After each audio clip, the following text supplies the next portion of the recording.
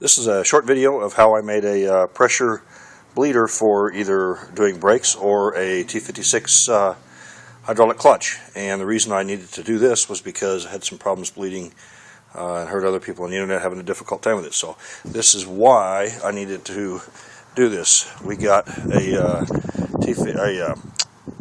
LS1 and a Infinity G35, and the brake bleeder comes with this goofball motorcycle size bleeder screw, and they're horrible.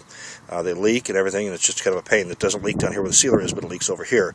So what I did was I basically put a brass tube into here, and it goes over into a large container so I can catch all the fluid. Anyway, way down on the bottom here, you'll see is the Wilwood brake. The Wilwood clutch slave. There's a bolt on top of there because originally I tried putting a fitting in there and the seal wouldn't seal up, and so I kept on leaking out. But what I wound up doing was what I have over here on the bench, and this worked really well. And what I did is I went to Lowe's and I got a Flowmaster. This is basically just a garden sprayer. It's a 1.75 liter, and it was like $9 or $8 and change. I unscrewed the fitting off the end of it, the actual squirter portion of it, where your fertilizer or whatever sprays out, and I got some 3/8 clear vinyl so I could see how much fluid was coming out. I just pushed it over on the end of it, and this is threaded. So I came down here and I had a couple brass adapters and on, and then it basically went down to a barbed fitting that is similar to this.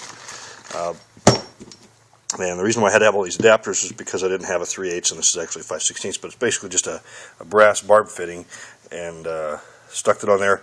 And how I did this was, on the bottom side of it, I just needed something that I could clamp down onto the master cylinder. So what I did is I just got a piece of metal that was basically about 3 inches across, and I drilled 3 holes in the middle of it, put the barb fitting through one of them, hooked my hose onto it, and on the other side, this is a large flat washer. It's actually cupped, and that's just what I had on hand.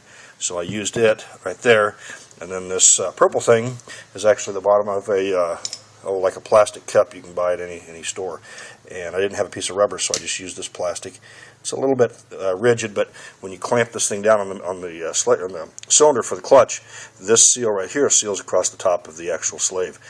So what I did was I basically took a chain, pulled it onto there, looped the chain underneath the bottom of the slave cylinder, and then I'll take this bolt and I put it back here in the links and make the chain so it basically is tight on the bottom of the cylinder, and I could screw this bolt.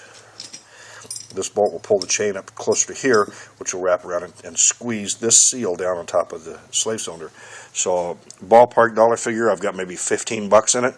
And all you basically do is you open up the bleeder screw on the bottom of the on the remote bleeder over there, and then you just pump this up. Give it about 10 or 12 pumps, and put brake fluid in the bottom of it. I just got a large 32-ounce bottle of brake fluid and filled it up.